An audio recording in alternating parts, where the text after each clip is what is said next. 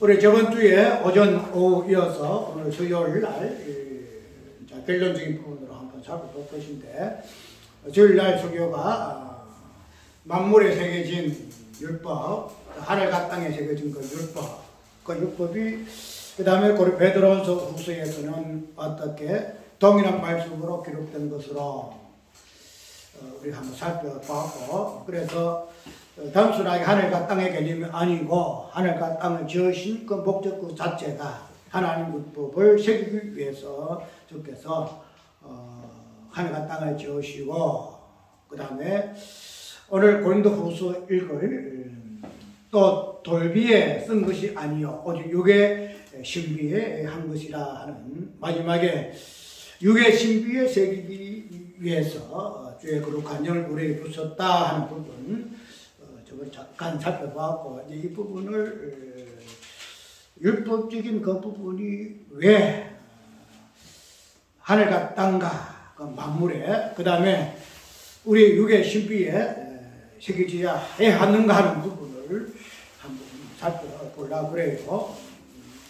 우리가 저번에 그의 동일한 말씀으로 이 부분을 통해 가지고 어떤 의미에서 사도 바울이가 베드로가 그 부분을 변론하고자 했는 것뿐만 우리 했죠. 재림에 대해서 부정하는 부분을 가지고 재림은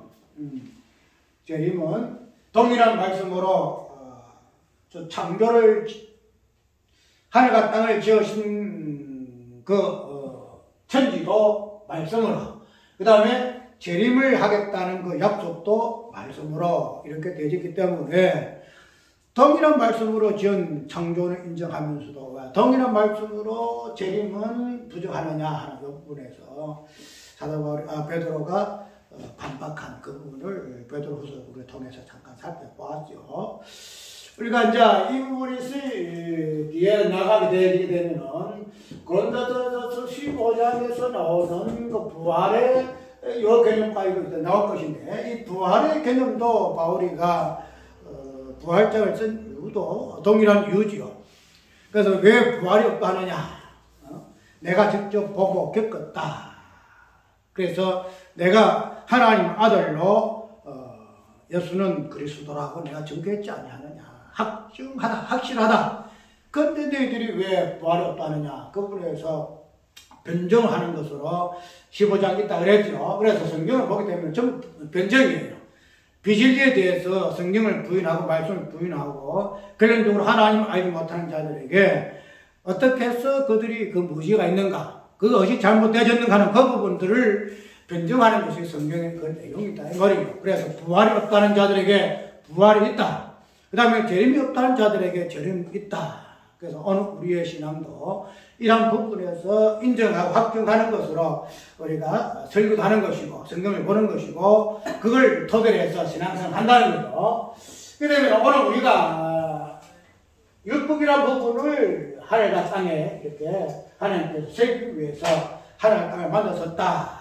단순하게 그냥 뭐 영성이 있어가지고 뭐 자연을 노래하고 자연의 신비로워. 그래서 요새는 자연 회복한다 해가지고 별 노래하든 환경운동이라든지 그걸 하잖아요. 그리고 그 사람들은 그 자연을 통해서 그런 것밖에 못 봐요. 자연은 이런 것이야. 자연은 유익한 것이야. 자연은 뭐 이런 부분을 가지고 이야기하지만은 그건 하나님께서 그 자연을 통해서 우리에게 복을 주시는 걸 무인하면은 율법을 보여주기 위해서 하나님께서 하늘과 땅과 그 만물을 지으시고 우리를 지으셨다 하는 부분을 1차적으로 우리가 인정하는 것이 신앙의 출발이죠. 그래서 대체 하나님이 천지를 창조하시니라. 그것을 시작하자 성경은. 대체 하나님 천지를 창조하시니 그 창조의 목적이 무엇인가 하는 부분은 창조로 함으로 인해서 만물에 하나님의 율법을 새기기 위해서 하나님께서 천지를 창조하셨다 하는 부분을 우리가 율법의 의미에서, 그러면 율법이라는 것이 과연 무엇인가? 율법은 무엇인가? 우리가 율법은 구약성경에서 10계명이죠. 쉽게 말해 10계명이잖아. 10계명인데 이것을 율법이라 그래요. 그러면은 이 율법 자체의 이 부분이 10계명인데 율법을 또 다른 말로 할 것 같다면 공의예요, 공의. 즉 하나님의 공의예요. 하나님의 공의 율법이죠.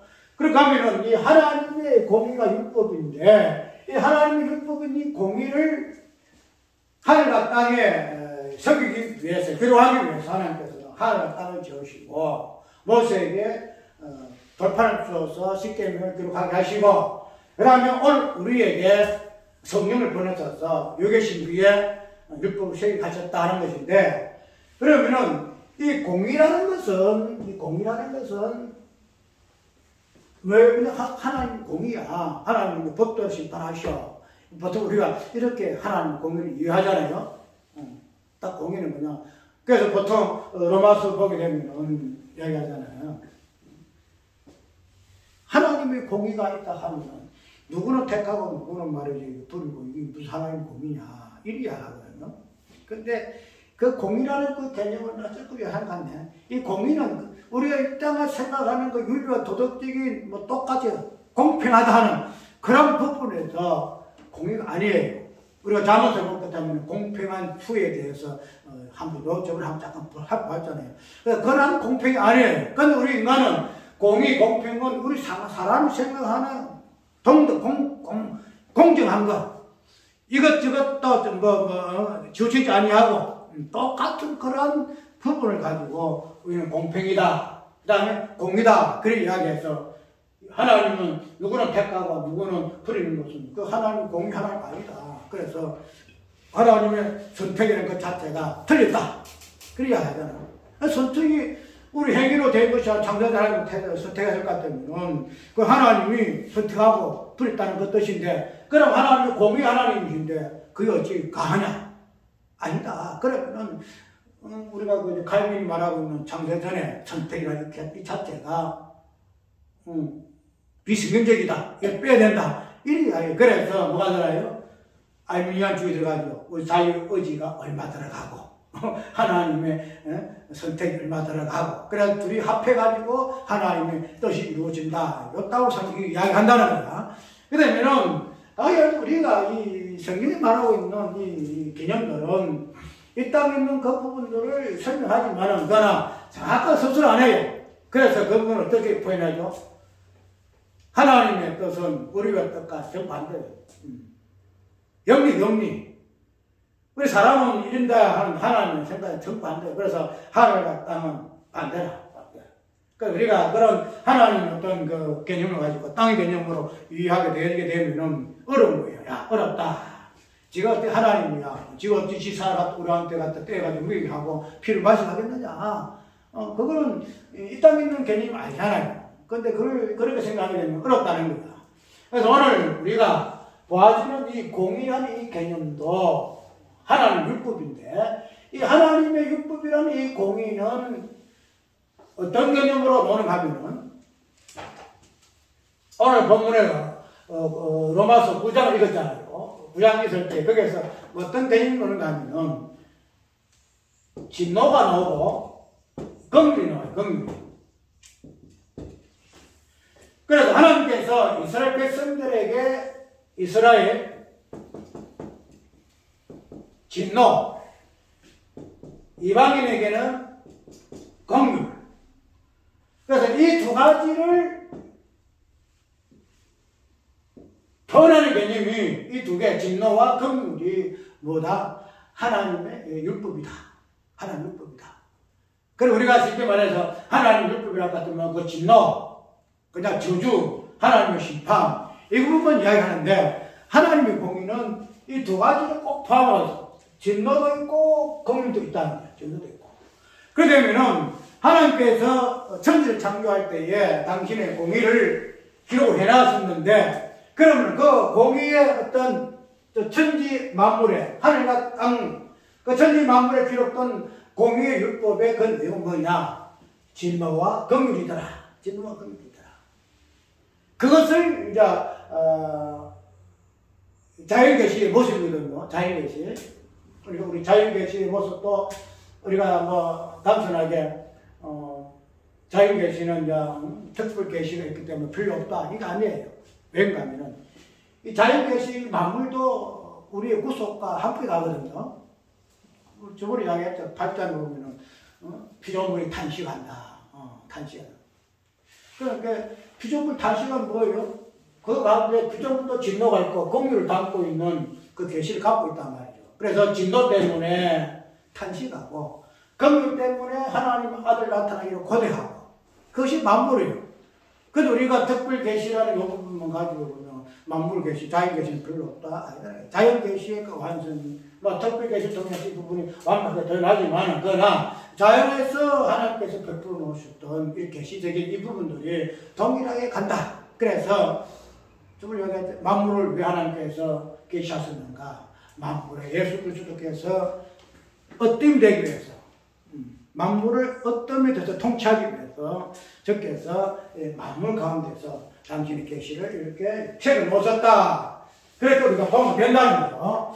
그러면 우리가 오늘 잠깐이지만은 하나님의 율법이 진노와 긍휼로서 이렇게 나타나게 되는데 저번에 고린도전서 15장을 베드로후서 3장을 저번 읽었고 고린도후서 3장을 보게 되게 되면은 아까 얘기대로 또 돌비에 쓴 것이 아니요 오직 육의 신비에 한 것이라 해서 마지막에는 우리의 신비에 하나님의 공의율법이 새겨졌다. 그래서 우리의 신비 새기는 것도 진노와 그 다음에 긍휼로 우리가 표현할 수 있겠죠.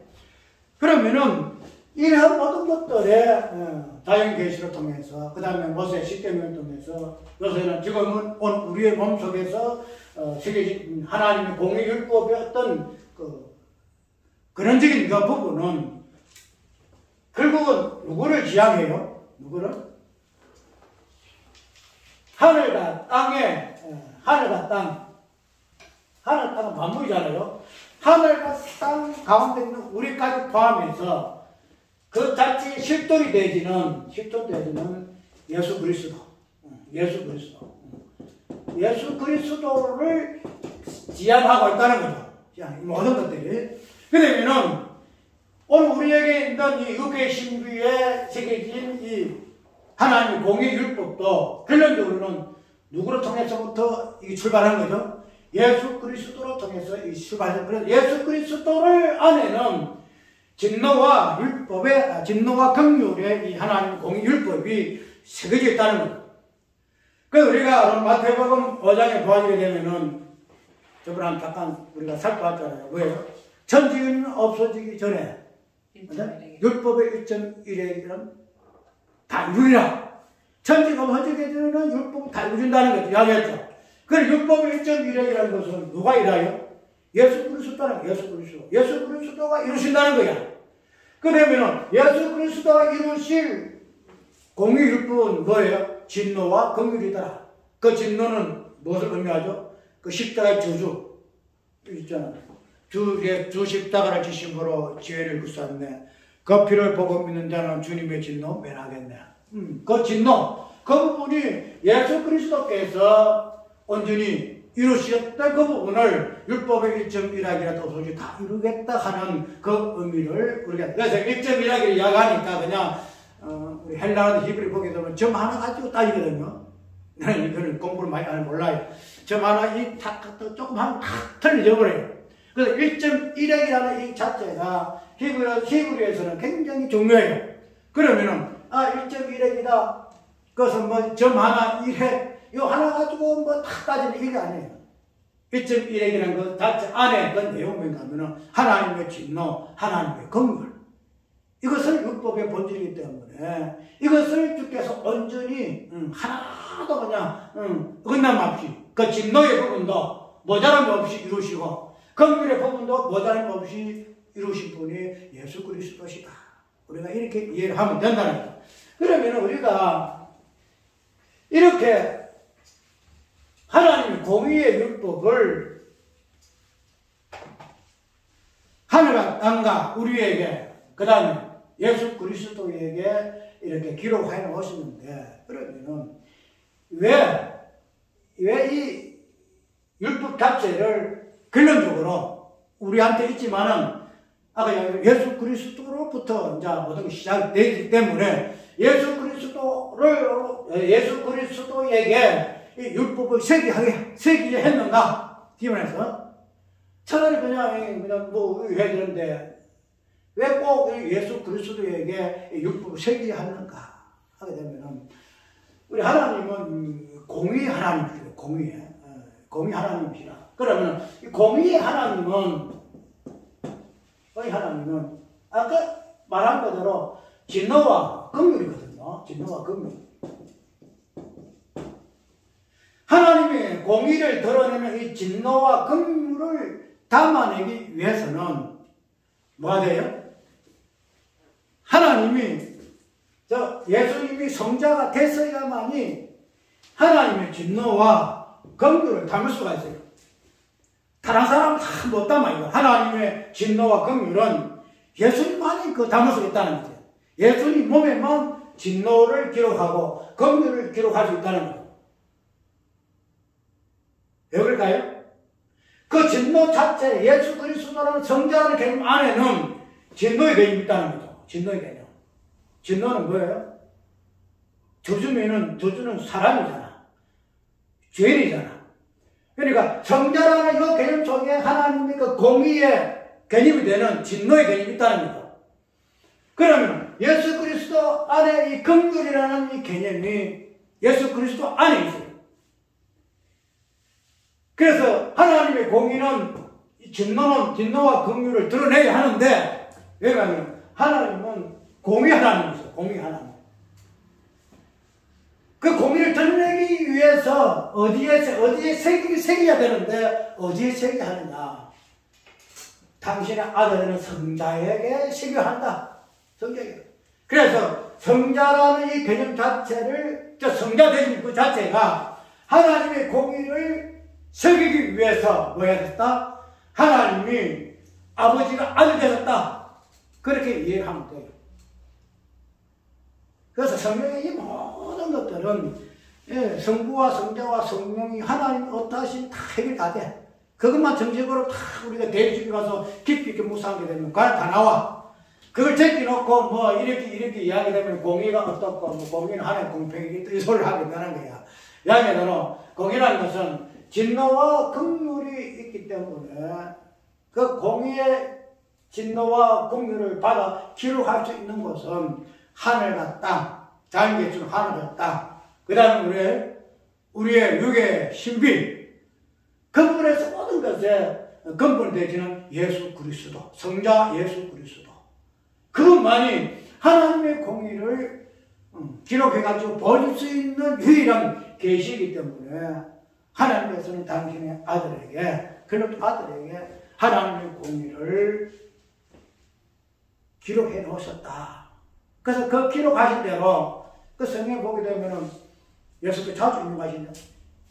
기록된 바, 기록된 바, 구약에 기록된 바. 그래서 성경에 기록된 바라고 굉장히 많아요. 기록된 게 무슨 그랬고요. 성경의 기록이지만은 결국은 예수 그리스도 안에 기록된 것. 예수 그리스도 몸에 새겨진 이 하나님의 공의의 율법, 그 진노와 그 긍휼을 예수께서 어떻게 땅에 오셔서 성취하셨는가 하는 이 부분을 보여주는 것이 오늘 간단하지만 결론적으로 우리가 한번 살펴본 부분이에요. 그래서 이러한 부분들이 마지막에 어떻게 돼야 돼요? 재림이라는 이 부분은 재림이라는 이 부분. 그러니까 단순한 이 재림 어떤 부분에서 건너 베드로서에서 이렇게 베드로서 주의 날 도적같이 오리니 하늘이 큰 소리로 떠나가고 체질이 뜨거운 불에 풀어지고 땅과 그 중에 있는 모든 것이 드러나리로다. 하늘이 불에 타서 풀어지고 체질이 뜨거운 불에 녹아지르리와 하는 이 재림인데, 이 재림이라는 이 부분에서 마지막에 우리가 어떻게 되지요? 우리가 재림하게 될 때에 하늘과 땅이 없어져 버리죠. 지금 변화되는 거예요. 변화되죠. 썩을 것 썩지 않을 것으로 변화하는 거예요. 그냥 당시 풀어져 없어지는 거 아니에요. 무엇으로 변하죠? 새 하늘로 변화해요. 새 하늘로. 무엇으로? 새 땅으로 변화됩니다. 새 땅으로. 그래서 우리가 재림으로 하게 되게 되면은 그 뒤에 또 고린도서 15장 부활절을 보게 되면 무엇으로 이야기해요? 재림 후에 어떤 개념은 부활로 이야기하고 있는데, 우리의 몸도 썩을 몸도 썩지 아니할 몸으로 순식간에 변화할 것이다. 이 이야기예요. 그래서 하늘과 땅도 변하고 우리의 썩을 몸도 변화되어지는 것으로 말미암아 모든 것이 율법의 성취가 이루어진다는 것. 그러니까 오늘 이러한 재림은 재림대로 그냥 있는 것도 아니고 부활은 부활로 끝나는 것도 아니고 이러한 재림과 부활이 어떻게 동일한 개념으로 마지막에 하나님 율법이 성취되는 부분으로 그 다음에 예수 그리스도께서 이사야에게 온전히 성취하시는 그 부분으로 통해서 어떻게 하늘과 땅이 마지막에 새하늘과 새 땅으로 우리는 새로운 피조물로 변화하는가 하는 부분 오늘 간단하게 살펴보고 어쨌든 공의의 그 율법 하늘과 땅에 새겨진 그 율법이 어떻게 예수 그리스도 안에서 진노와 긍휼로서 새겨지고 이 부분을 온전히 이루신 분으로서 이 땅에 오셨고 이제 그런 부분을 오늘 우리에게 이루시고자 성령이 역사하신다. 율법을 통해서 공의율법 통해서 진노를 우리에게 보여주고 그래서 우리 자체 율법이에요. 성경 구약 율법이고 뭐 이런 게 아니에요. 우리 자체가 율법이에요. 율법인데 율법은 두 개잖아. 진노가 우리에게. 그래서 죽는 거야. 이스라엘 사람들은 뭔 말이세요? 이스라엘 사람들은 그 모습에만 율법이 새겨져 있어요. 율법이. 근데 우리는 심령이 새겨져 있거든. 몇십 밀지 아니한 사람들은 자기들의 일단 몸에 율법이 새겨져서 율법에 새겨져 있기 때문에 죽었다 죽잖아. 근데 우리는 어때요? 신비에 새겨져 있기 때문에 죽지 않고 산다는 죽으면 산다 하는 이런 우리에게 진리를 가르쳐주는데 어쨌든 오늘 우리의 몸은 이러한 율법을 온전히 기록된 존재로서 우리가 가지고 있다. 그래서 오늘 항상 긁는 거예요. 그래서 사도바울 같이 어라 공부한 자가 내라. 그래서 왜 내 속에 율법이 있겠냐. 저주가 있거든. 그 사람 공부하는 거야. 근데 또 긍휼이 있거든. 하나님이 구원하시겠다는 거야. 그래서 기뻐하고 즐거워하고 이제는 정죄함이 없다 하는 이 두 가지가 우리의 몸속에서 증거되어지는 것으로 우리가 신앙생활을 한다는 거지. 우리는 이러한 하나님의 공의의 율법을 진노와 긍휼을 담고 있는 우리의 몸이다. 마지막에 이러한 것들을 새로운 피조물로서 죽지 않고 사는 존재가 아니라 죽으면 산다 하는 새하늘과 새 땅의 피조물로서 우리는 새로워질 수 있음을 우리가 신앙으로 소망하고 있습니다. 자, 찬송가